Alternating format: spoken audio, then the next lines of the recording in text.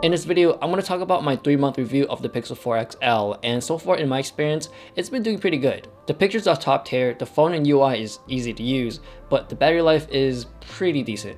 And since teampixel sent me this phone, I got the XL version. If I were to choose myself, I would have picked the 4 just because it's much more comfortable and easier to use in my hands. So let's talk about the Soli Sensor and how I use it every day. Typically, the only one I really like using is when I grab the phone, it turns on, and by the time I look at the screen, it unlocks. Out of all the Android phones that I use, I gotta say the Pixel 4 experience is the most seamless one out of all of them.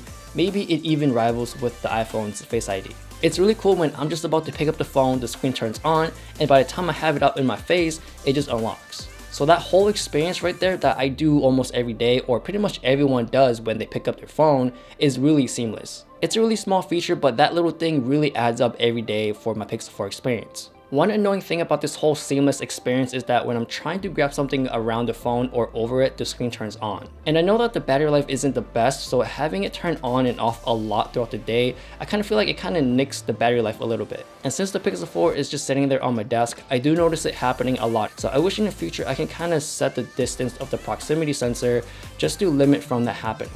In terms of the whole hand gesture thing, it's something that I really never used. I probably used it once when it first came out just to try it out and see how well it works, and which it does, it works really well.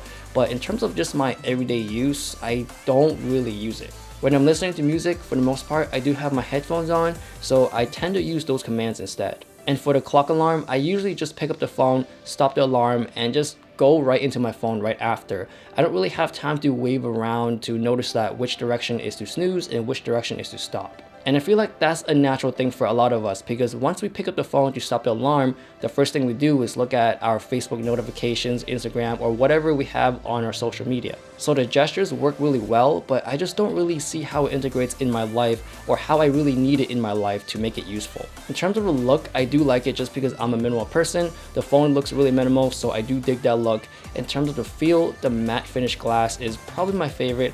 As you guys know, I really love matte finishes, and ever since the OnePlus came out with that matte finish touch, I really love it, and I would prefer that 100% over the glossy ones just because it really reduces the fingerprints. And right now I'm rocking the Rhino Shield bumper and the Rhino Shield skin for my Pixel 4, so if you do want to check these out, I do have links down below as well. In terms of the UI, I really like using it. It's super simple and easy to use. I tell my friends a lot that this is like the iPhone of Androids. When you're going through the phone, using the gestures, and just going through the settings, there's really not much to learn. It's kind of straightforward. And one of the best things about using a Pixel phone is that if you only use Google services like Gmail, YouTube, and all that stuff, that's all I really need. I don't really have a lot of bloatware, so when I'm going through the phone, going through my apps, it feels clean. Now, if I use a Huawei phone or a Samsung phone, I would have a lot of those apps, and I feel like they're just cluttering up my app tray, and it's something that I don't need to use, and something I never really touched to begin with, so I kind of feel like it's wasted space. For the camera, this is one of the best ones you can get on any phone. It's super easy to use, you just point, shoot, and it just looks good.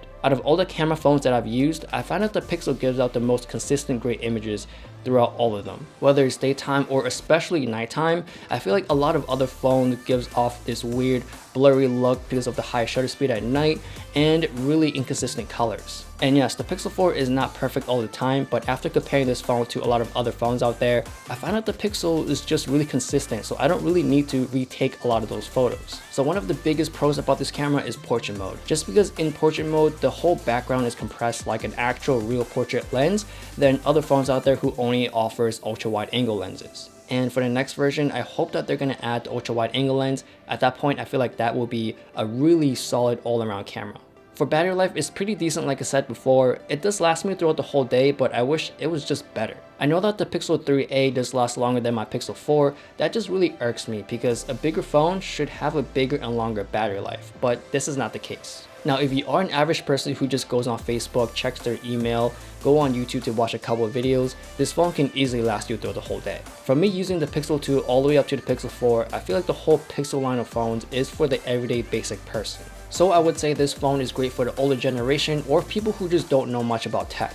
The Pixel phones are easier to understand versus them having another phone which offers a lot more customizations, personalizations, and all these options to a point that they may not even use in the first place. So to conclude, I would say the Pixel is pretty much the whole generic one-size-fits-all phone. So that is my 3-month review of the Pixel 4 XL. I do have links down below if you're interested or any of the stuff I mentioned before. Please follow me on Instagram, give a like, subscribe. Thanks for watching, and I'll see you guys later.